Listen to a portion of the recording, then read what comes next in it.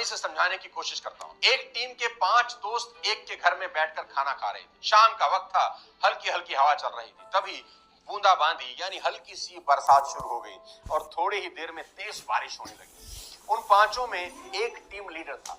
उसको लगा इन चारों को जिंदगी का सबसे बड़ा सबक सिखाता हूँ। उसने चारों से कहा, हाथ धोकर वापस आ जाओ, एक खेल खेलेंगे। वो चारों हाथ धोने चले गए और इस टीम लीडर ने वहीं टेबल पर 4 चीजें सजा दी।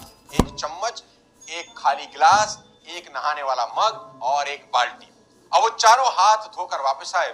टीम लीडर से पूछने लगे, हमें क्या करना होगा?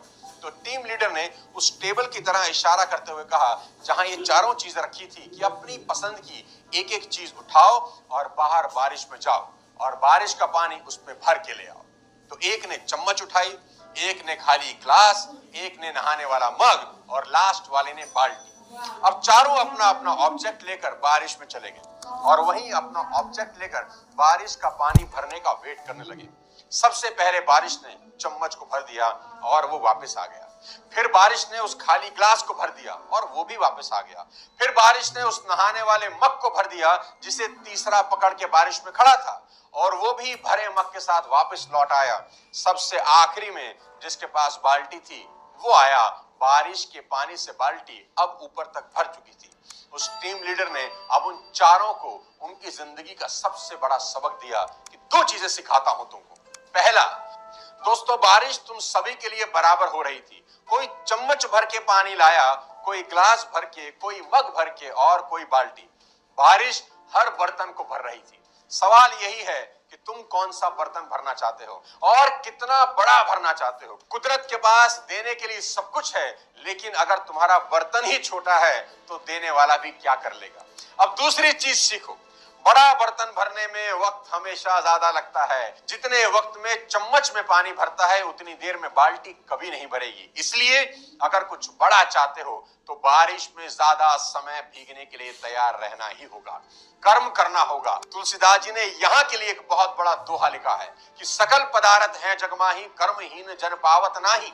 यानी कि इस दुनिया में सब कुछ है जो तुम पाना चाहते हो, पर कर्महीन इंसान को कुछ हासिल होता नहीं। आप सिर्फ घर की 4 दीवारी में बैठकर सोचे कुछ हो जाएगा, तो देवता भी तुम्हारी मदद नहीं कर सकते।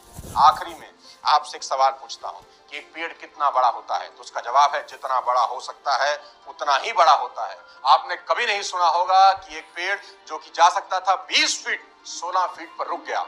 नहीं मेरे दोस्त, पेड़ बीच में नहीं रुका करते। दूसरा सवाल, पेड़ कितना गहरा हो सकता है? तो उसका जवाब है, जितना गहरा जा सकता है उतना गहरा चला जाता है, बीच में नहीं रुकता। तीसरा सवाल, एक पेड़ कितने फल देता है? तो उसका जवाब है, जितने दे सकता है उतने ही देता है। कोई पेड़ अपनी क्षमता से कम फल कभी नहीं देता। चौथा सवाल सीधा आपसे, क्या आप जितना कर सकते थे उतना कर रहे हो? अगर जवाब है हाँ तो मेरी शुभकामनाएं, लेकिन अगर जवाब है ना तो उठो और मेहनत करो कि कुछ समय बाद खुद की पीठ थपथपाने का मन करे। ऐसा काम करो कि काम को भी लगे किसी ने उसे किया है। दोस्तों, आज का ये वीडियो उम्मीद करता हूं आपकी जिंदगी में मील का पत्थर साबित होगा। खुद पर भरोसा करने से बड़ा कोई अस्त्र आपके पास नहीं है। अगर ये वीडियो पसंद आया हो तो अपने तमाम जानने वालों को भेज दो, चैनल को सब्सक्राइब कर दो।